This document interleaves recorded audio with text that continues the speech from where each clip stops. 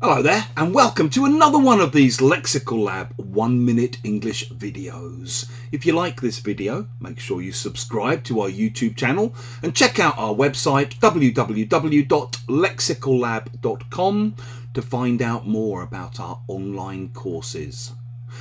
This week in one of my classes we were talking about relationships of many different kinds. And obviously this can be quite a thorny topic sometimes because many people have had problematic or even traumatic relationships in their lives. And it turned out to be the case that this was true in this particular class, as one of my students started talking in quite a heated manner about her mum and how heroic her mum had been when she was growing up, and about her dad, who was, in her own words, a total scumbag. Because basically, when she was very, very young, her dad, who was a heavy drinker, had disappeared. He'd done a runner.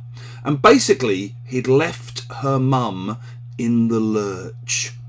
If you leave someone in the lurch, you leave them without any assistance or help or support at a time when they really need it, at a time when they're in a really tough situation.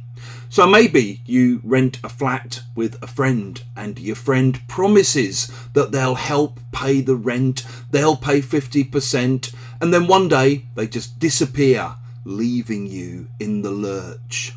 Maybe an employee is so angry that they quit a firm without giving notice. They just walk out one day and don't come back, leaving the boss and the company in the lurch.